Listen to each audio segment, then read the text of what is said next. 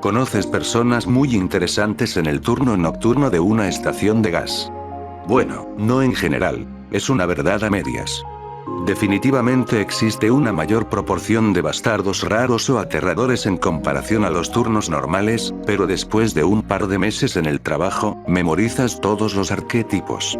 Los muertos del cansancio en su ruta a casa, los rebaños de adolescentes ebrios con dulces, los drogadictos que gastan su mes completo de estampillas en comida chatarra, las mamás amantes del vino, las ratas de gimnasio, los alcohólicos en bicicleta mendigando licor de Malta con $2. No toma mucho para verlo todo, y he estado aquí por años. Lo suficiente como para distinguir lo interesante. Incluso cuando tus estándares para lo anormal están por las nubes, terminas con historias de lo inexplicable o inquietante. Comenzaré con la segunda.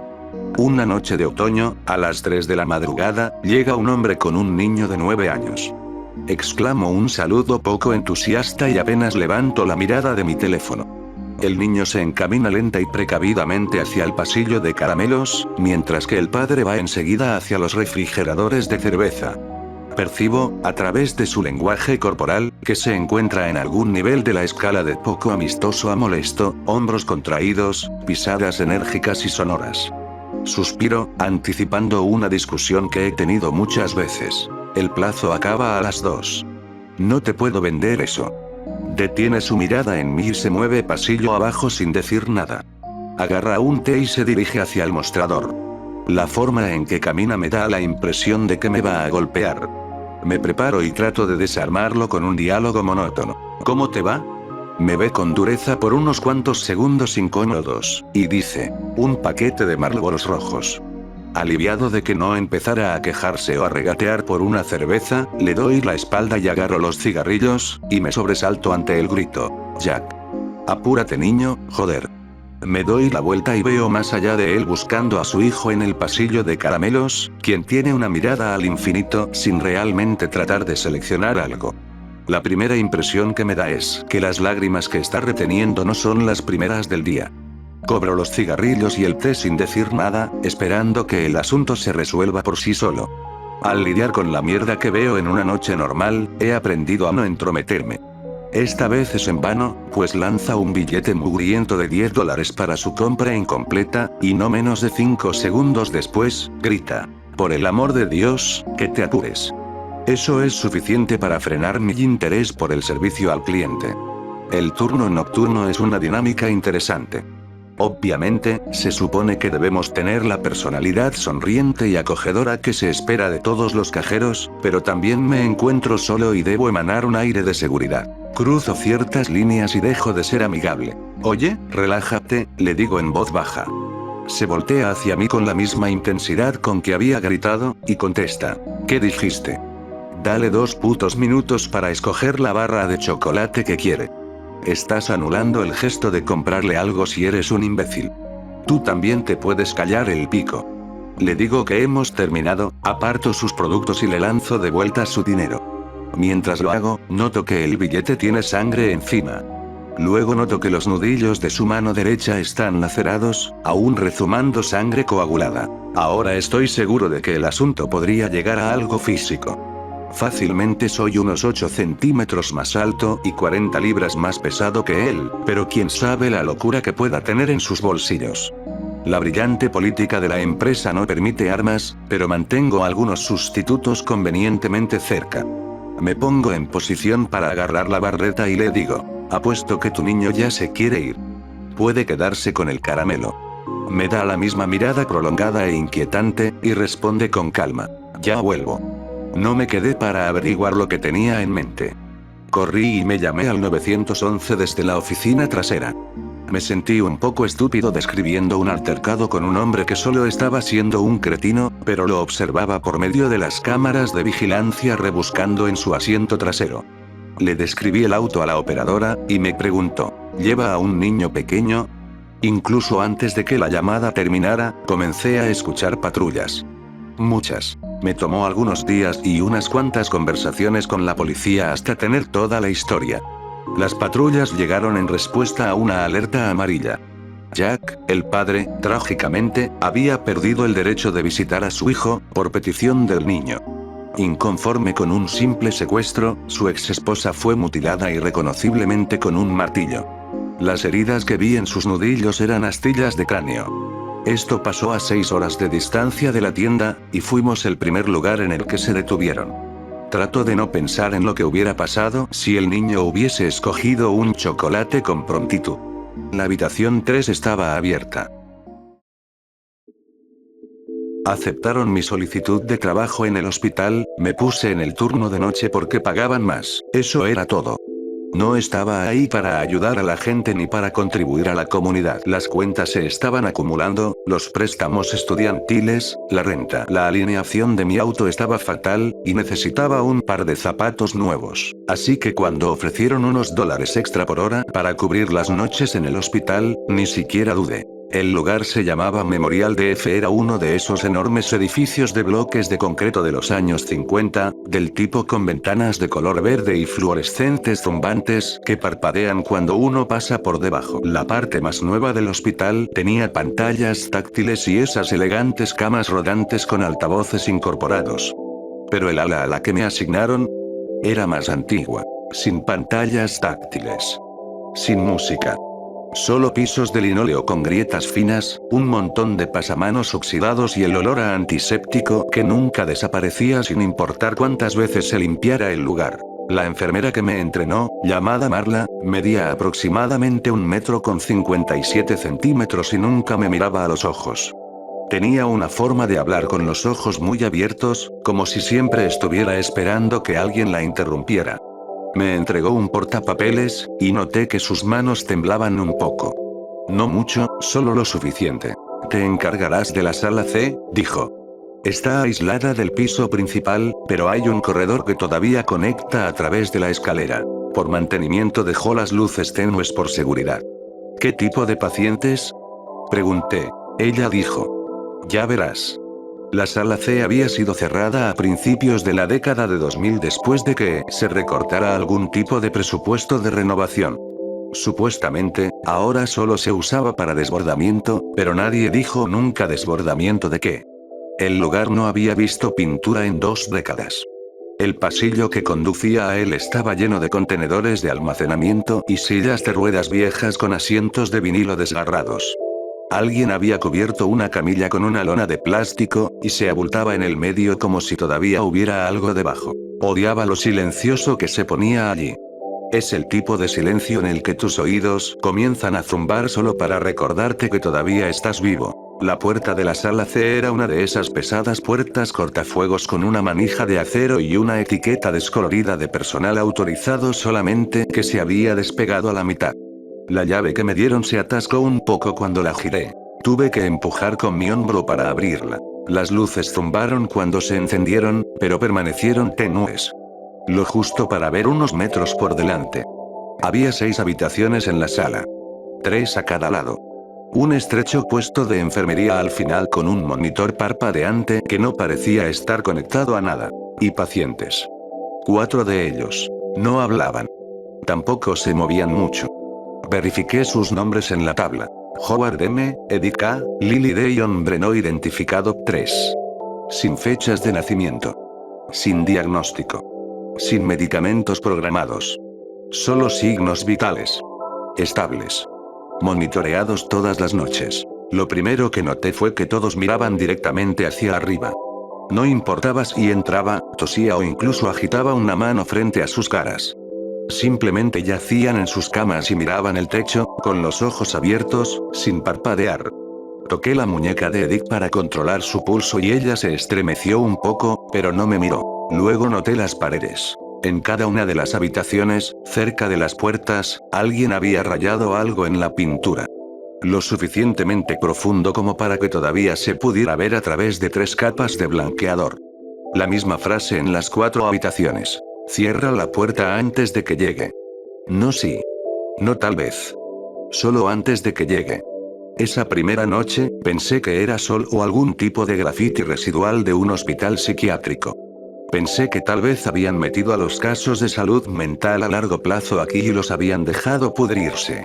O tal vez una de las enfermeras se aburrió y decidió jugarle una broma al nuevo empleado. Así que lo descarté. Hice mis rondas. Salí del trabajo y conduje a casa en silencio. Pero cuando regresé a la noche siguiente, el pasillo se sintió más frío. Como si el aire se hubiera tensado. Me dije a mí misma que era solo el aire acondicionado actuando de forma extraña en la parte antigua del edificio.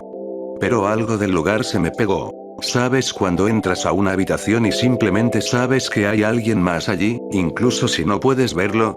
Así es como se sentía. Excepto que no era alguien. Era algo. Y estaba esperando. La segunda noche comenzó de la misma manera. Aire frío. Pasillo muerto. Sin sonido excepto mis propios zapatos pegándose al azulejo. Entré por la escalera, pasé la vieja máquina expendedora con su pantalla rajada y abrí la puerta de la sala C. Algo se sintió mal de inmediato. No había tocado nada la noche anterior. Solo revisé los signos vitales, registré el tiempo y me fui. Pero ahora, el armario de suministros estaba abierto. No del todo, solo una grieta, suficiente para que la puerta proyectara una franja de sombra en el suelo. No recordaba haberlo dejado así que hizo detenerme. Fui a la primera habitación. Habitación 1, Howard M. todavía acostado boca arriba, ojos abiertos, cuello estirado hacia arriba como si estuviera rastreando algo encima de él. Miré hacia arriba. Solo los paneles del techo, la luz fluorescente parpadeando detrás de una cubierta de plástico esmerilado. Igual que anoche. Pero esta vez, los labios de Howard se movieron. No mucho. Solo un tic, como si estuviera murmurando algo. Me acerqué. Sus ojos no se movieron. Su mirada fija en ese mismo tramo de techo manchado. Estaba a centímetros de su rostro, y ahora podía oírlo. El susurro más débil. No la abras. Retrocedí rápido. Mi corazón ya estaba en mi garganta. Agarré mi portapapeles, fingiendo que no lo había oído. Marqué sus signos vitales, normales. La presión arterial ligeramente elevada, pero nada extremo. En la habitación 2, Edith K. tenía las manos apretadas sobre su pecho como si estuviera rezando. Pero sus dedos se movían, pequeños tics repetitivos, como si estuviera contando en silencio.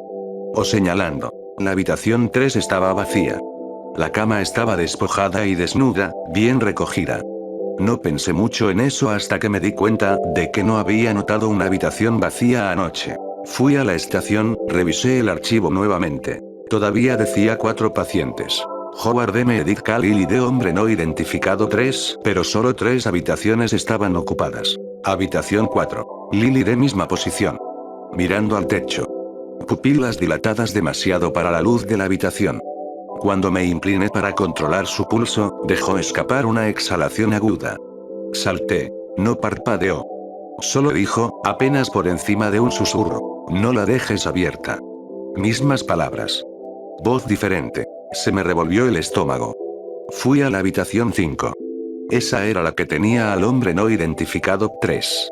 La puerta estaba cerrada. Recordaba haberla dejado así. Pero ahora, la manija estaba helada. No a temperatura ambiente y no ligeramente fría. Me refiero a fría, como si algo le hubiera quitado el calor al metal. La abrí y sentí una resistencia inmediata, como si el aire mismo fuera más denso en el interior. El hombre estaba tendido perfectamente quieto. Como los demás. Excepto que sus ojos no estaban en el techo. Estaban bien abiertos. Y apuntando hacia mí. Me congelé. Parpadeó una vez. Lento. Como si me estuviera registrando. Luego, su cabeza se inclinó, no rápido y no dramático.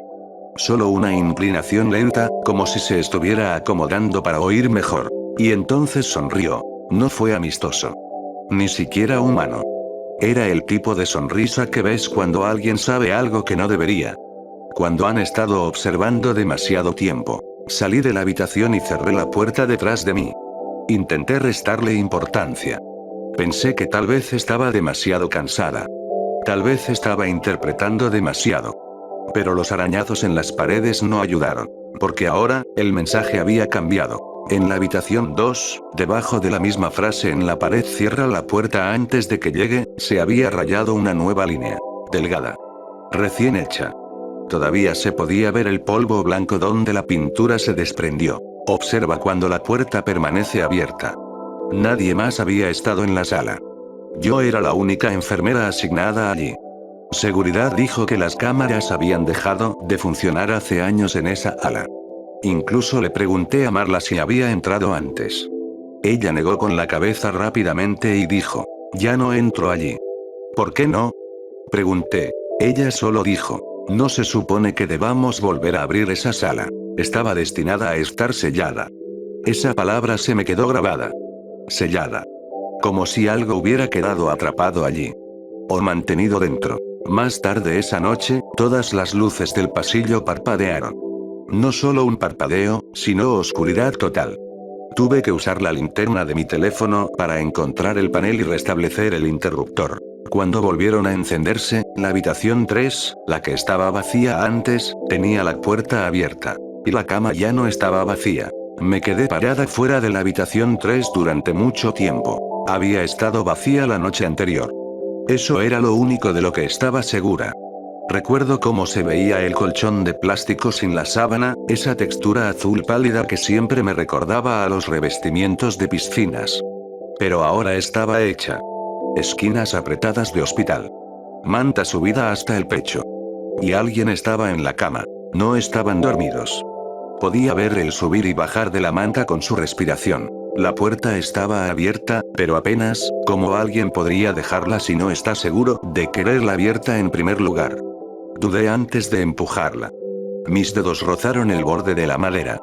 Estaba húmeda, pero no mojada, era suave, como si la humedad se hubiera empapado durante la noche. Adentro, la persona en la cama no se movió.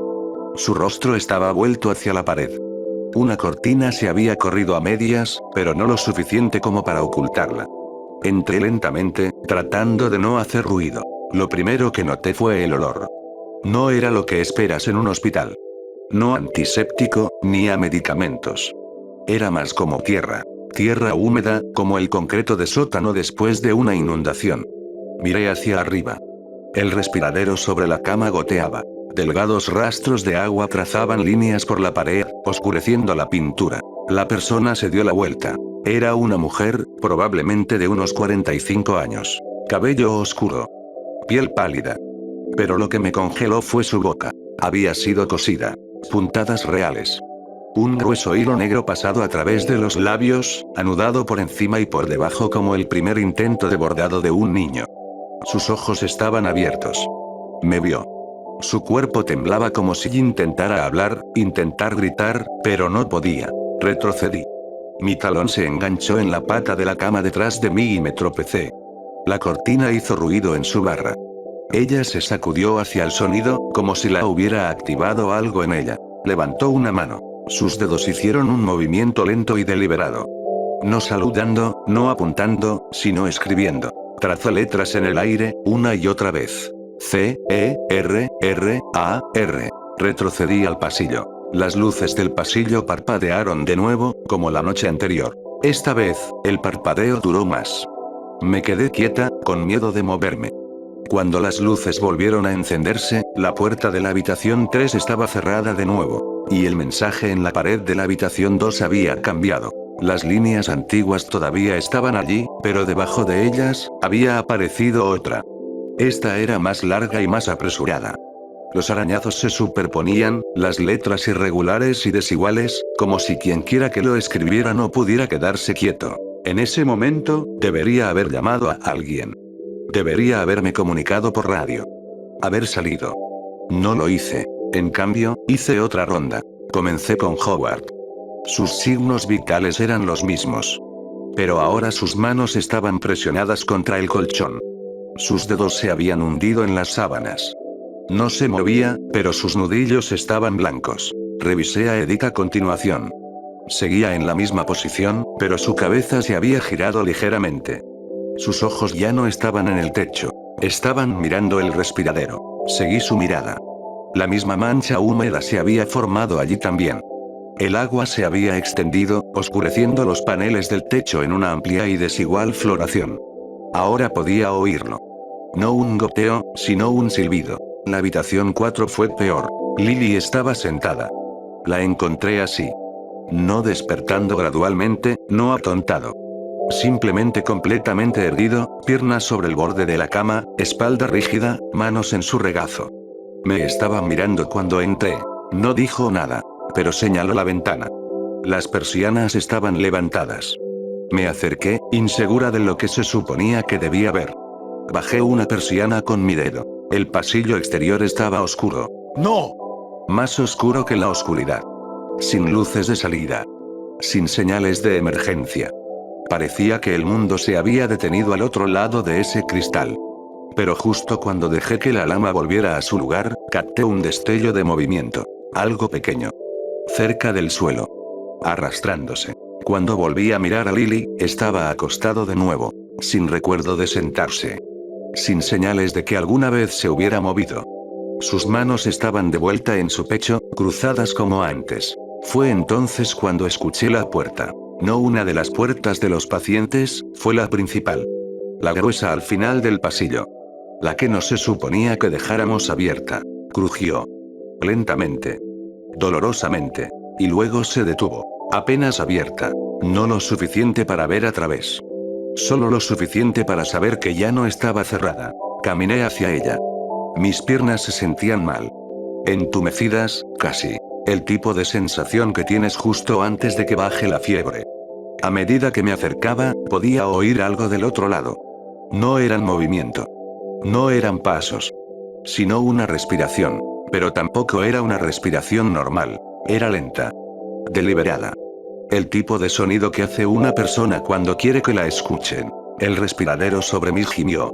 Algo se movió dentro. Y entonces algo pequeño aterrizó en mi hombro. Estaba mojado. Lo toqué.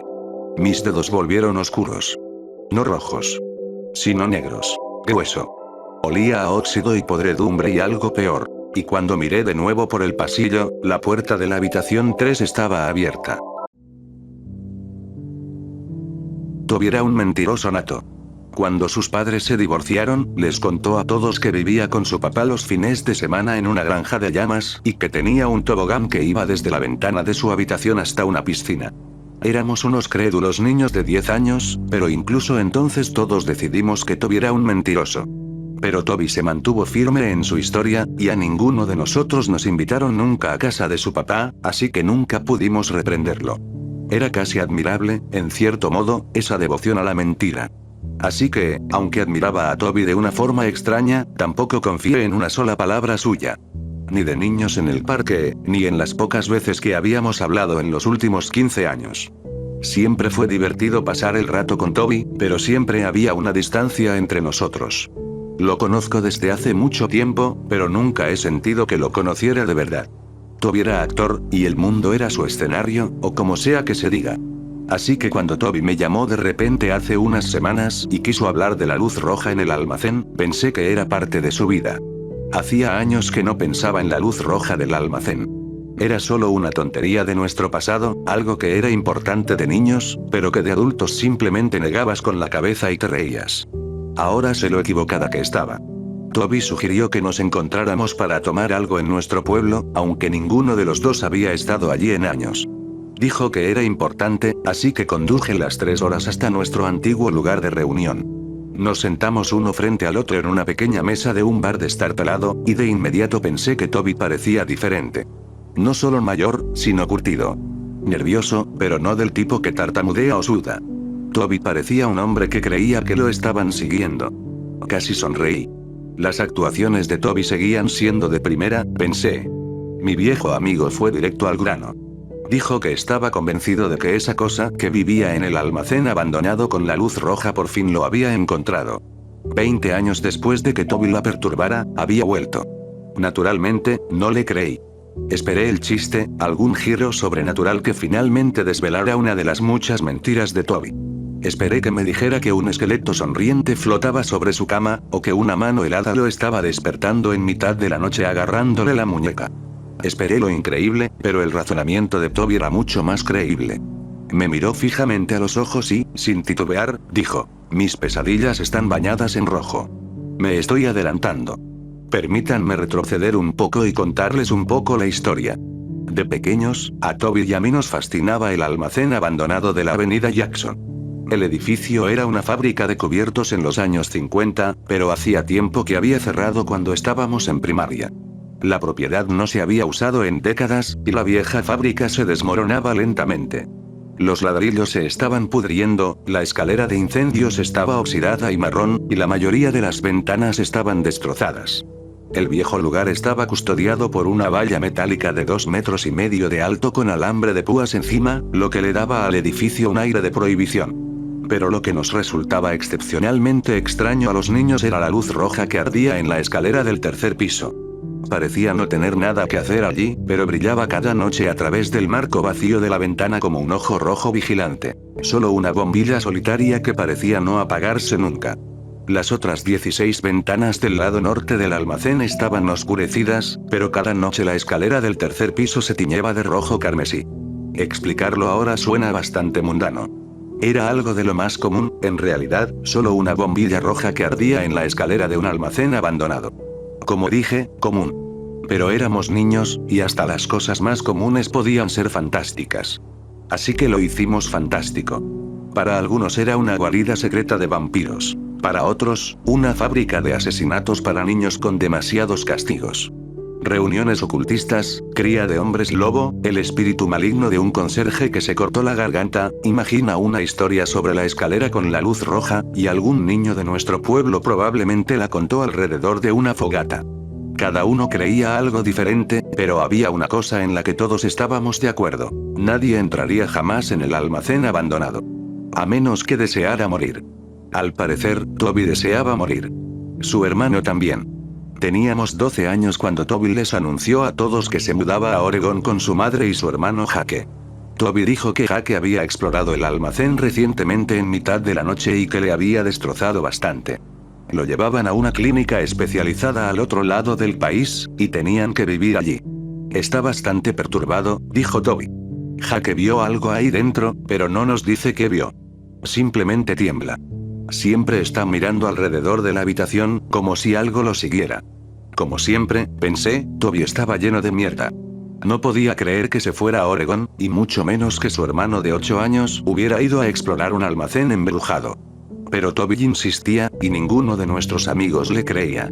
Ni sobre Jake, ni sobre la mudanza. Incluso la noche antes de que Toby dijera que se iba, yo seguía sin creerle. Te lo demostraré, me dijo Toby. Nos vemos fuera del almacén a medianoche. Así que lo hice. Me escabullí por la ventana y crucé patios hasta que llegué al decrépito almacén. La luz roja de la escalera del tercer piso brillaba amenazadoramente. Esperé solo, y observé el maldito edificio. Algo se movió 3 ventanas más abajo de la escalera, algo oscuro. Apenas parpadeó en mi visión, pero allí estaba. Retrocedí, preguntándome si Toby me estaba gastando una broma. O tal vez era otra persona. O algo más. Oye, tío. La voz de Toby rompió el silencio de la noche y dobló la esquina de Jackson Avenue. Tragué saliva con dificultad y Toby corrió hacia mí. Esta es mi última noche, dijo Toby. Esta es mi última oportunidad de echar un vistazo al almacén. Quizás pueda averiguar por qué mi hermano está tan mal. Le supliqué a Toby que no entrara. Todos conocíamos las historias. Había algo terrible en ese almacén.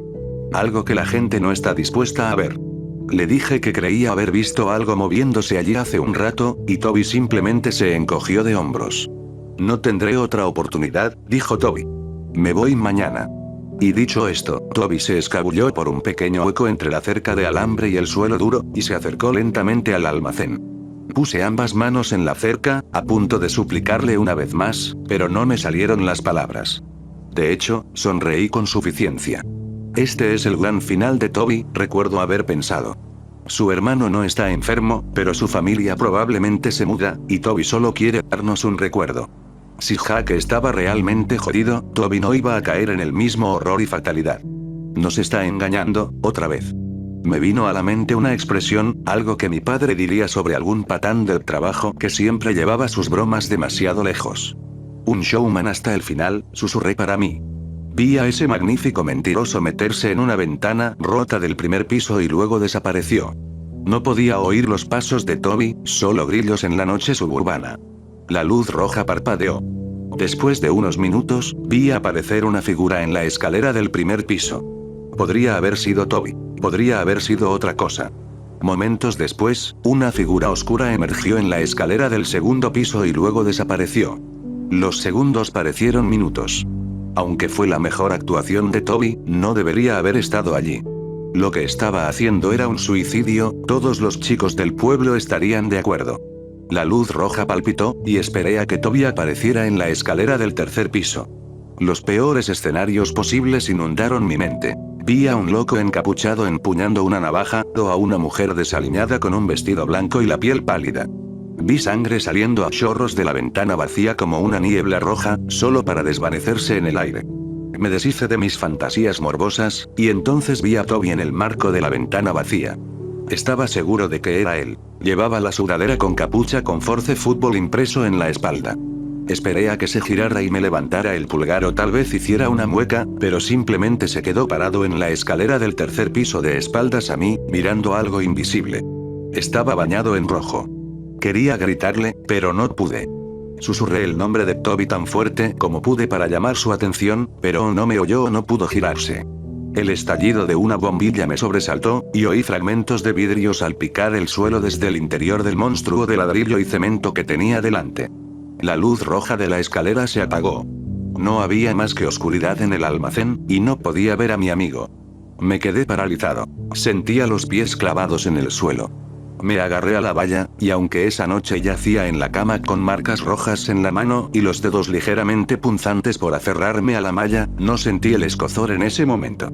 Esperé el grito de Toby que saliera corriendo, pero no hubo nada. No sé cuánto tiempo estuve así, pero finalmente me encontré en el suelo. Abracé las piernas contra el pecho y me balanceé.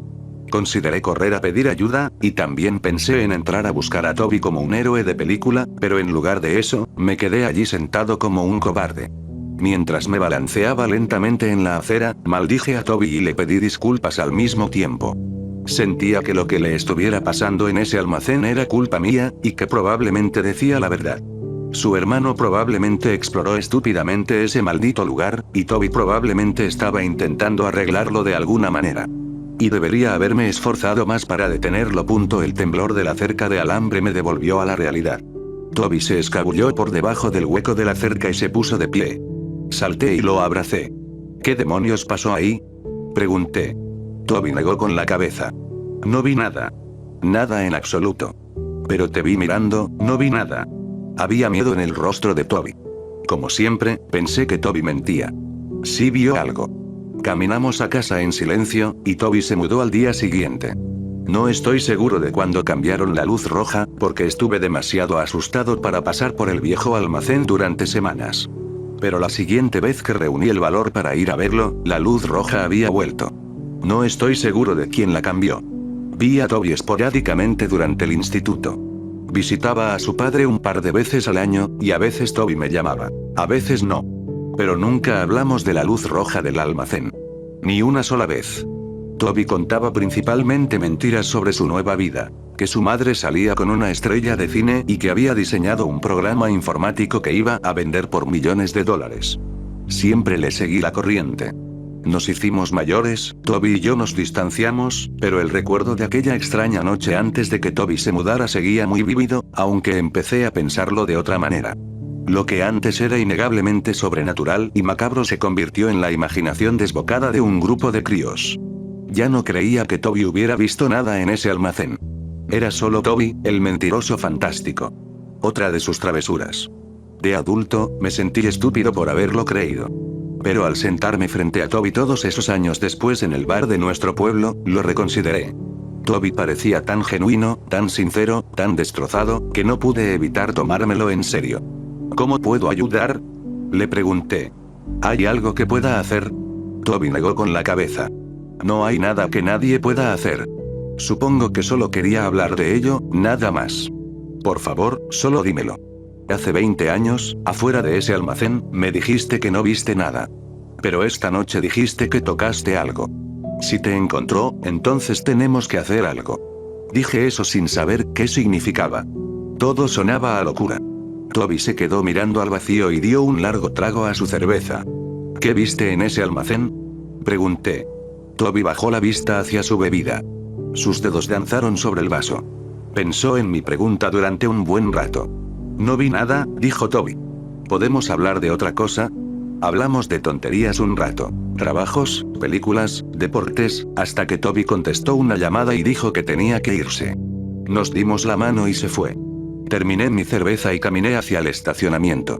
Mi viejo auto retumbó hacia la autopista, pero luego me di la vuelta rápidamente. La curiosidad me estaba venciendo. Conduje los 10 minutos hasta Jackson Avenue. Me imaginé el viejo almacén con el mismo aspecto y esa luz roja brillando como un faro de miedo. Pero no. No había luz roja. El almacén era ahora un montón de escombros. Detuve el coche y salí. Caminé hasta la valla y me aferré a ella como lo había hecho hacía tantos años, esta vez ya adulto. Al contemplar el montón de ladrillos rotos y hormigón, sentí como si el almacén nunca hubiera estado allí. Lo que de niño me parecía tan claro ahora parecían recuerdos falsos, cosas sobrenaturales y cuentos de miedo obviamente inventados. Me sentí estúpido de nuevo, y me pregunté de nuevo si Toby me estaba tomando el pelo.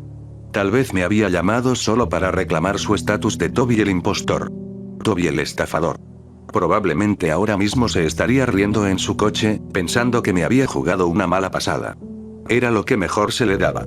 Mis sueños estaban bañados en rojo esa noche. En mi pesadilla yo era Toby, congelado en esa pequeña escalera. Sentado en el escalón frente a mí había un hombre con barba descuidada, rodeado de cubos de sangre y cadáveres de animales. El hombre levanta la vista y su cara burbujea, como si la hubieran quemado al fuego de una estufa. Enseña los dientes, y la mucosidad y la carne gotean al suelo. No le digas a nadie lo que viste aquí, chico, gruñe el hombre. La bombilla roja explota y me despierto de golpe, empapado en sudor.